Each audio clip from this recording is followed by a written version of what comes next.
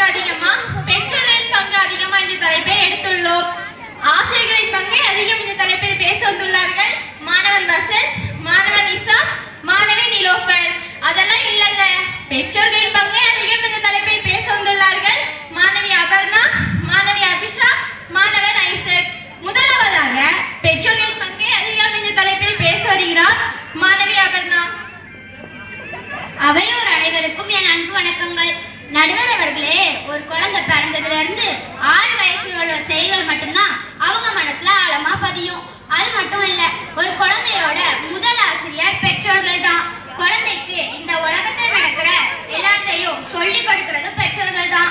அதுல நல்லது எது கெட்டது எதுன்னு சொல்லி கொடுக்கறதும் அவங்க தான்.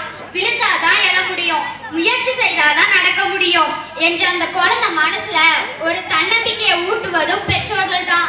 அன்பான பெற்றோர் அமைதியான சூழலில் வாழும் குழந்தைகள் பிற்காலத்தில் ஒரு நல்ல மாணவனாகத்தான் உருவாகுவான். ஆதலால் ஒரு நல்ல மாணவன் உருவாவதில் பெற்றோரின் பங்கே அதிகம் என்று கூறி வாய்ப்புக்கு நன்றி கூறி விடைபெறுகிறேன். நன்றி, வணக்கம்.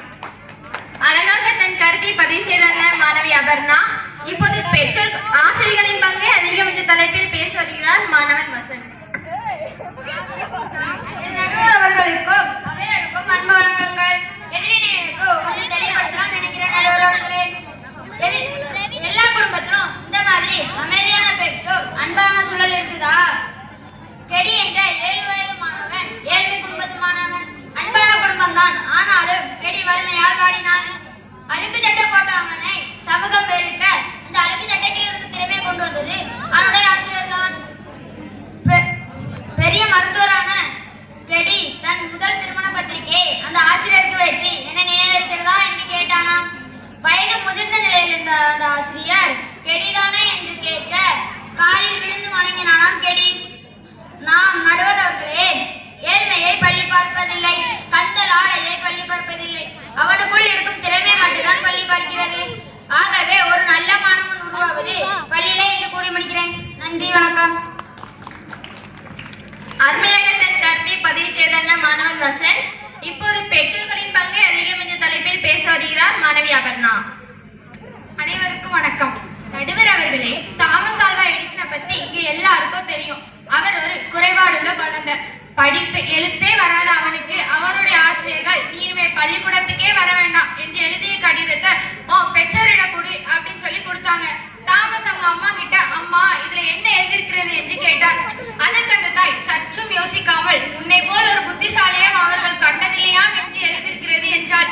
தாமஸ் பள்ளிக்கூடத்திற்கு செல்லவில்லை, ஆனால் அவர் இன்று இல்லை என்றால் விளக்கை பற்றி அறிந்திருக்க மாட்டோம்.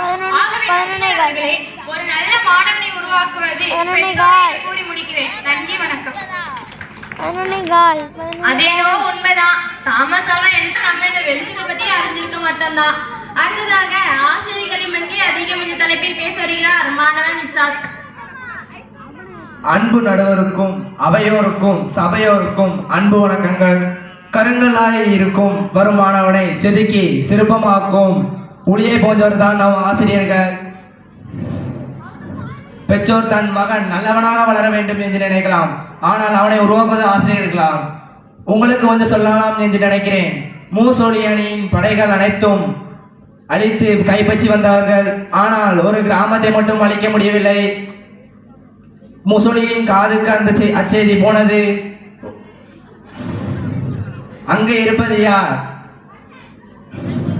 பெரிய படை வீரனா அல்லது வில் வீரனா யாராவது என்று கேட்க, அவனது படைகள் அங்கே இருப்பது ஒரு ஆசிரியர் என்று சொல்ல, அப்பொழுது அந்த கிராமத்தை அழிக்க முடியாது, திரும்ப வந்துவிடுங்கள் என்றாராம்.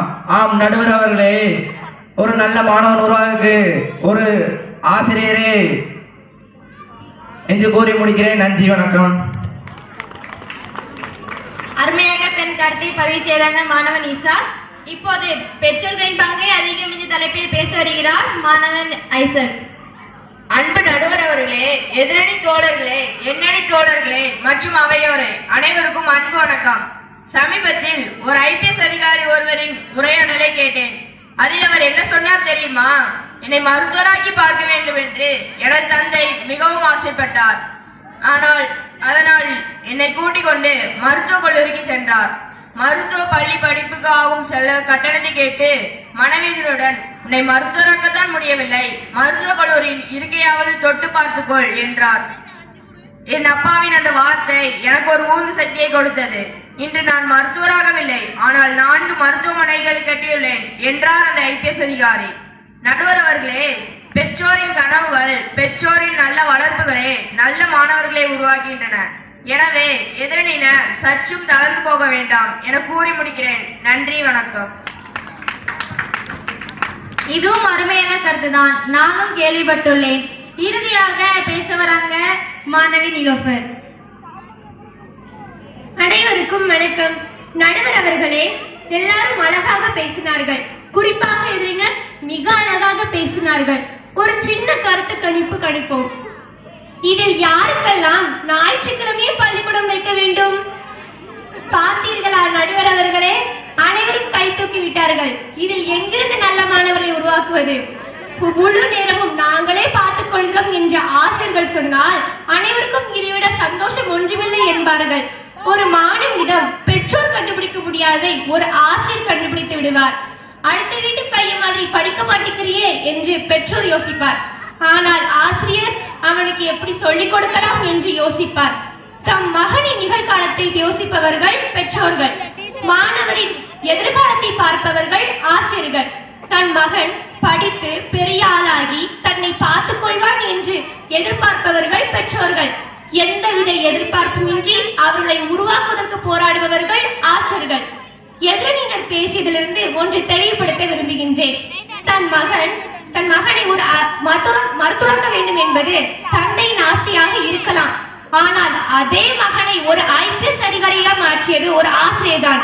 ஆகவே சிறந்த நல்ல மாணவனை உருவாக்குவது ஒரு ஆசிரியர் தான் என கூறி நான் வாய்ப்பிற்கு நன்றி கூறி முடிக்கின்றேன்.